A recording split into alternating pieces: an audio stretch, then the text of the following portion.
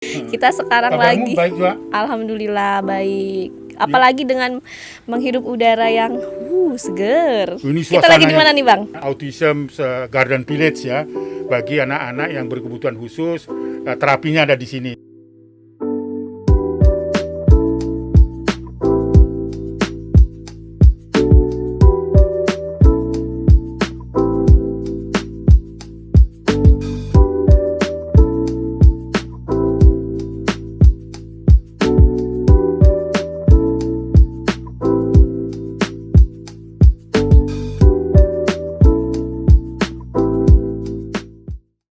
Halo Sobat Anak Indonesia, jumpa lagi bareng Nia di Ngobras. Ngobrol bareng Bang Aris dalam episode Q&A yang akan tayang setiap hari Rabu jam 7 malam. Untuk kepentingan terbaik anak, dukung terus Aris Merdeka Official dengan cara like, comment, share, and subscribe. Nah, sekarang Nia sama Bang Aris, apa kabar Bang? Baik nih ya, baik. Kita sekarang Kabarmu lagi, baik juga? alhamdulillah baik. Apalagi dengan menghirup udara yang seger. Ini Kita lagi di suasananya. mana nih Bang? Ini di daerah Bogor ya, dengan udara yang sangat baik. Tepatnya di satu kampung di Jeruk. Nah, tempat ini tempat sahabat kita Dewan Komisioner. Ini namanya Autism Garden Village ya, bagi anak-anak yang berkebutuhan khusus. Terapinya ada di sini. Saya kira kali ini kita sungguh mendapat kesempatan ya, siang hari ini kita bisa berbincang, memberikan solusi-solusi lah, paling tidak diskusi dan sebagainya. Saya kira itu nih ya. Oke Bang, kita sudah banyak pertanyaan yang dikirimkan oleh netizen. Apa itu nih ya? Di waktu sibuk kita masih ngobras dan bahas pertanyaan Oh, netizen. iya, saya kira ya. Oke, udah siap ya Bang? Siap. Oke, pertanyaan pertama Bang dari Kak. Kita mau yang serius dulu atau yang santai dulu nih Bang? Oh, terserah, yang serius, yang santai, siap saja. Yang serius, yang santai. Yang pertama Bang dari Kak Ukti _min. Apa katanya nih ya? Selama PPKM, apakah ada larangan penerbangan untuk anak di bawah 12 tahun? Dan kalau menurut Bang Aris, apakah itu termasuk dalam pelanggaran hak anak, Bang? Saya kira tidak ya. Jadi semua anggota masyarakat termasuk anak-anak di masa COVID-19 pun itu kalau memenuhi semua aturan-aturan prokes COVID-19 nggak ada larangan begitu ya. Karena kita tentu harus patuh terhadap itu. Oleh sebab itu orang tua juga harus mendampingi. Kalau misalnya tidak perlu keluar rumah, tidak perlu berinteraksi kepada orang lain, tidak ada keperluan-keperluan yang mendesak lah begitu nih ya. Nggak perlu bawa anak-anak gitu ya. Tetapi kalau misalnya wajib untuk berobat misalnya, itu boleh saja. Tetapi paling tidak 5M itu sudah harus dipatuhi terus, sekalipun sekarang ini gas untuk menangkal corona itu sudah mulai kita tarik sedikit, tapi saya kira kalau memang tidak ada yang perlu nggak usah ya, kerumunan massa, apalagi misalnya pada weekend ya kita bawa anak-anak kita ke satu taman, tempat-tempat hiburan dan kalau nggak dibutuhkan nggak usah gitu ya. Tapi bisa diciptakan di rumah ya. Di rumah, bukan persoalan di rumah kita punya tempat yang lebar atau tidak, bermain engklek-engklek, bermain canda-candaan dengan anak kita juga itu bagian dari kita memberikan hiburan bagi anak-anak. Sekali lagi kalau kita bisa menghindari kerumunan massa, kemudian juga mobilitas kita bertemu dengan orang lain, janganlah ajak anak-anak kita, begitu nih ya. Oke, artinya memang itu bukan pelanggaran, tapi memang untuk demi kepentingan keamanan untuk setiap orang ya Bang ya. Iya, saya kira begitu. Oke Bang, kita lanjut Bang ke pertanyaan Silakan. dari KMRCKCHN. Apa katanya nih? Bagaimana menghadapi mertua yang tidak mengizinkan seseorang ayah bertemu dengan anaknya yang sedang konflik, Bang? Waduh, ini pertanyaan berulang-ulang gitu ya. Iya, berulang-ulang. dan banyak sekali kasusnya, Bang. Nah, karena banyak kasusnya dan ya. Jadi begini ya, sikap Komnas Perlindungan Anak bahwa mendidik anak itu salah satu misalnya tidak boleh dengan kekerasan. Lalu kemudian kalau rumah tangga itu memerlukan pendampingan pola pengasuhan juga bisa dilakukan. Tetapi jangan sampai kita justru menggunakan anak-anak kita untuk kepentingan kita. Misalnya tadi kan bahwa kita tidak boleh ketemu dengan anak oleh mertua, atau sebaliknya oleh mertua kita tidak boleh ketemu dengan anak kita, dan seterusnya. Saya kira pola itu harus diubah ya, pola itu harus diubah karena anak jangan jadi korban dari keegoisan kita. Ya, semua mencintai anak, opungnya, opanya pasti mencintai cucunya, dan sebaliknya adalah orang tua kandungnya sendiri, orang tua biologisnya dalam kondisi apapun jangan dilarang gitu loh, demi kepentingan terbaik anak. Jadi harus sekali lagi lewat dialog ini saya ingin sampaikan, janganlah kita kedepankan kepentingan kita sebagai orang dewasa, tetapi kedepankanlah kepentingan terbaik anak itu. Jadi saya kira ini yang ingin saya sampaikan. Mudah-mudahan apa yang saya sampaikan ini juga menjadi pelajaran kepada semua netizen yang mendengarkan acara kita ini, begitu Nia. Oke Bang, jadi pelajaran penting banget Benar, kalau benar, menurut benar. Bang Aris, dan semoga juga ke depan apapun masalah yang terkait dengan anak bisa dibicarakan dengan baik-baik. Ya. Dan orang tua selalu ini ya Bang, memikirkan kalau kita misalnya konflik nanti anak ke depan seperti apa, hal-hal Benar, seperti itu iya, yang benar-benar iya, harus iya, dipikirkan. betul. Oke Bang, kita lanjut ke pertanyaan dari KS_Rahma.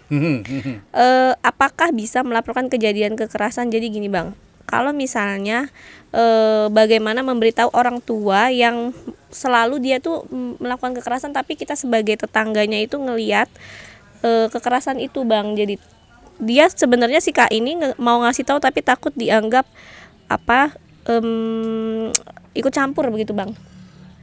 Begini nih ya, jadi setiap kali ada pelanggaran terhadap anak, kita tidak bisa berhenti tidak melakukan apa-apa nih ya. Ini penting saya sampaikan kepada netizen, bahkan seluruh rakyat Indonesia begitu ya. Nggak bisa nih ya kita berhenti untuk tidak melakukan intervensi terhadap anak yang membutuhkan pertolongan. Karena undang-undang kita itu mewajibkan setiap warga negara, setiap orang itu harus melakukan tindakan penyelamatan terhadap anak jika anak itu membutuhkan pertolongan. Bahkan tidak membutuhkan pertolongan saja, kalau kita lihat di jalan anak kayaknya linglung dan sebagainya, wajib hukumnya nih ya. Jadi tidak ada alasan kita tidak memberikan intervensi terhadap anak yang membutuhkan pertolongan kita. Harus dihindari dari sikap kita bahwa itu intervensi. Tidak, adalah kewajiban. Jadi kalau misalnya kita menyelamatkan seseorang atau anak yang justru mengalami kekerasan, kita tidak melakukan tindakan apa-apa, itu masuk dalam kategori pembiaran. Nah, tingkah laku kita membiarkan seseorang atau anak itu mengalami kekerasan atau pelanggaran terhadap anak, kita tidak memberikan pertolongan, kita itu bisa dipidana. Jelas loh undang-undang itu. Oleh karena itu jangan takut mengintervensi kalau ada anak membutuhkan pertolongan. Harus, ya, masyarakat harus betul-betul berani, ya, untuk menyelamatkan anak itu. Itu loh nih ya, itu yang selalu saya ingatkan, jangan kita membiarkan anak mengalami pelanggaran-pelanggaran terhadap dirinya, dan bahkan anak-anak itu tidak mampu menolong dirinya, maka kita sebagai orang dewasa wajib hukumnya kita untuk melindungi anak itu. Oke. Sekali lagi, jangan takut dengan intervensi itu. Jadi jangan takut, kita dianggap intervensi. Justru kita lakukan intervensi itu. Dan bahkan bisa evakuasi. Oke, dan kalau kita justru membiarkan, malah ada undang-undang yang berlaku dan akan menahan kita juga kan, termasuk membiarkan kekerasan iya, itu betul, ya Bang. ya, bisa ditindakan pidana begitu. Berarti nggak ada yang namanya ikut campur urusan rumah tangga orang. Nggak ada istilah itu. Untuk menyelamat kepentingan terbaik anak itu yang tepat. Oke Bang, kita lanjut ke pertanyaan dari Kak Kelapa Muda. Apa katanya itu kelapa muda? Ini sampingnya udah ada kelapa muda Bang. Ini ada singkongnya. Ada singkongnya. Ini ada singkongnya kuning lagi atau putih nih? Ada yang kuning ya. Ini ada yang kuning. Ya. Atau mau pesan yang di belakang Bang? Oh, ada lagi. Tim kreatif lagi kipas-kipas. Oke, kipas-kipas. Bang, dari Kak Kelapa Muda, dia bertanya gini, siapa? Hai. Hai. Ayo Pak. Belum ya? Baik. Oke. Jangan lupa sambalnya ya, Pedas ya Pak. harus pedas untuk menjawab semua pelanggaran terhadap anak, harus pedas dan harus mendapatkan sanksi yang baik. Oh iya, baik. Oke. Oke. Pertanyaannya Bang, siapa orang yang berpengaruh dalam hidup Bang Aris dan apa alasannya? Begini nih ya, ini satu perlu saya berikan penjelasan. Yang paling berpengaruh bagi saya adalah istri saya yang tercinta, yang satu-satunya yang cantik di seluruh dunia. Siap. Itu. Nia cantik nggak? Oh, sangat cantik. Lalu kemudian saya kira anak-anak Indonesia juga ya. Oke, Bang. Itu juga adalah yang paling utama bagi saya. Tetapi istri menjadi motivasi yang sangat luar biasa, maka cintailah istrimu, hormatilah istrimu, maka kau juga akan dihormati dan dicintai oleh istrimu. Oke. Gitu nih ya.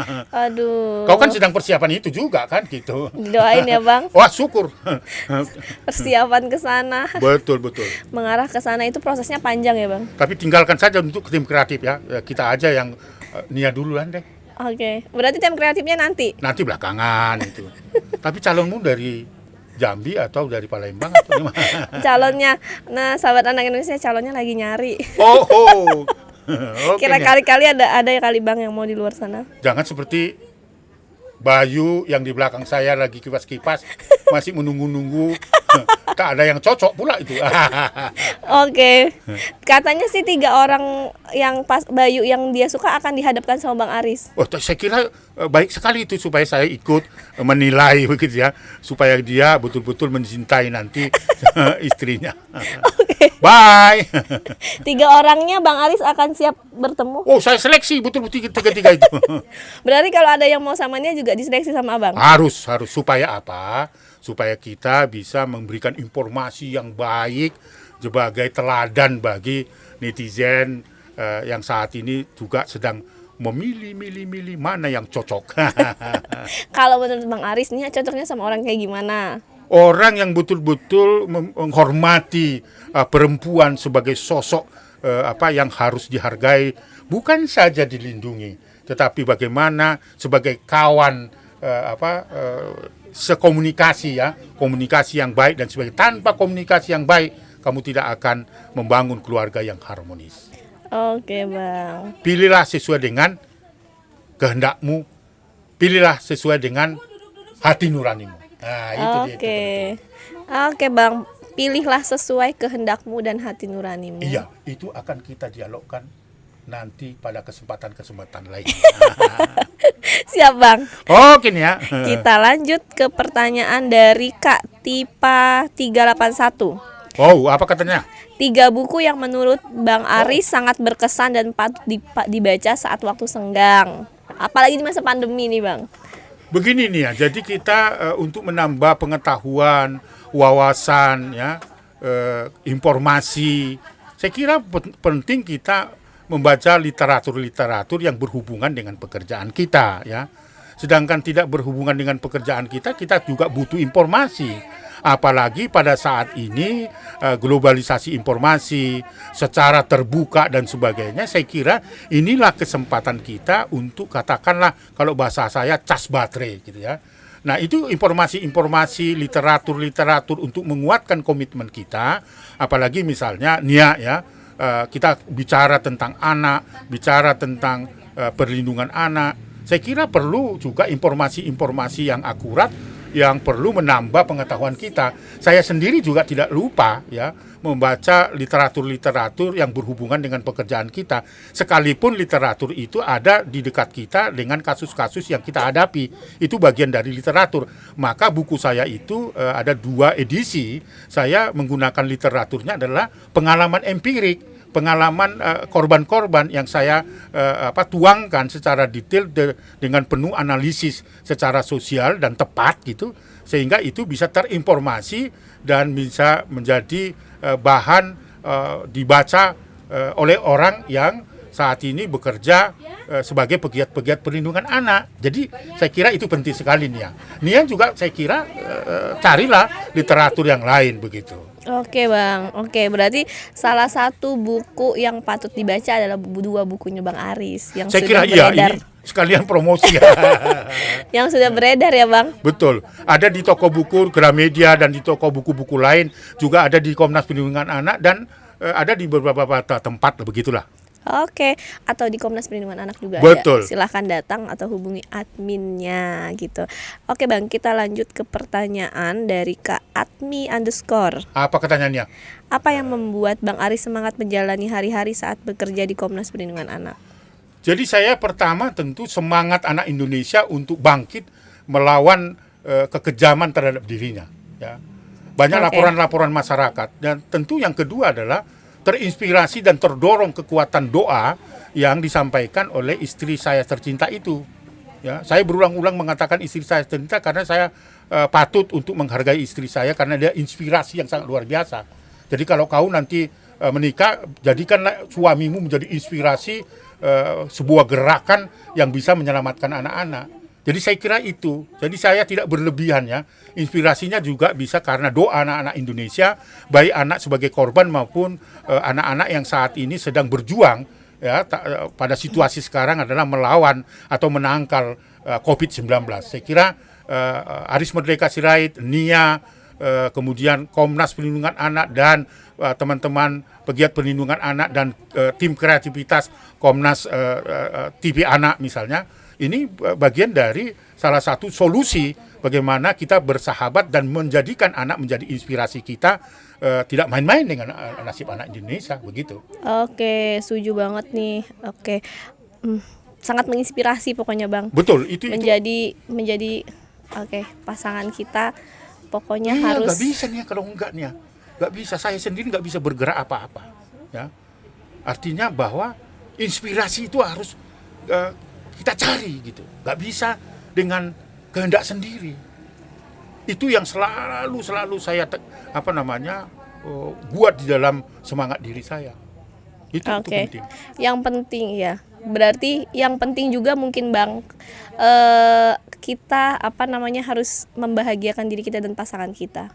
Jadi kalau pasangan kita bahagia, kita juga ikut bahagia. Ikut bahagia. Oleh karena itu selalu saya katakan hati yang gembira adalah obat. Itu dia. Oke, setuju. Ada yang bikin gembira lagi nih, Pak. Aduh. Udah matang kau bikin.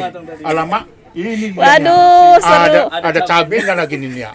Syukurnya nih. Wih. Tadi saya sempet cobain Bang. Dan cabenya pedas sekali. Sudah, Pak. Sudah.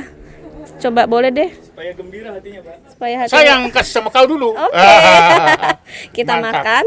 Waduh. Sama cabenya. Sip. Oke, sahabat anak Indonesia, kita cobain dulu ini singkong di Cijeruk. Ini namanya cabai gila. Tadi. Ini cabai gila langsung diambil dari kebun, juga singkong atau ketela atau telo istilahnya dengan cabai. Makan sebentar ya. Sorry ya. Oh ya. Karena memberi jawaban juga capek. Tapi gembira hatinya. Terima kasih Bayu. Perlu dibuatin lagi, Pak? Oh, silakan. Buat di rumah ya, Pak? Boleh dibawa sekalian. Oke, Bang. Aku sambil makan ya. Kita lanjut lagi nanti. Sekarang boleh? Masih ada? Sudah habis. Loh. Sudah selesai. Sudah. Kita lanjut di episode berikutnya ya, Bang. Saya kira begitu ya. Jadi saya kira bagaimana kita membangun sebuah keluarga yang betul-betul berbasis pada kepentingan terbaik anak. Itu menurut saya nih ya yang pesan-pesan kita. Dan di alam terbuka ini kita sambil santai makan singkong bakar, kalau di Jawa namanya telo ya. Ini bersama dengan cabai dari kebun supaya kita punya kekuatan seperti rasanya cabai ini. Pedas. Pedas setiap kita melawan para predator dan monster-monster pelanggaran terhadap anak. Saya kira itu ya. Oke Bang, kita lanjut lagi di Ngobras berikutnya ya Bang. Baik ya. Oke, sahabat anak Indonesia, itu tadi ngobrol bareng Bang Aris dalam episode Q&A. Kita akan lanjut makan singkong dulu sama muter-muter daerah sini ya Bang. Betul ya. Dan ngambil ikan lele. Nah, ikan lelenya sudah siap Bayu? Lagi disiapkan. Oke. Itu tadi ikutin terus di ngobrol bareng Bang Aris yang akan tayang setiap hari Rabu jam 7 malam. Untuk kepentingan terbaik anak, dukung terus Aris Merdeka Official dengan cara like, comment, share, and subscribe. Salam anak Indonesia. Anak terlindungi, Indonesia maju. Sampai jumpa. Dah. Dah.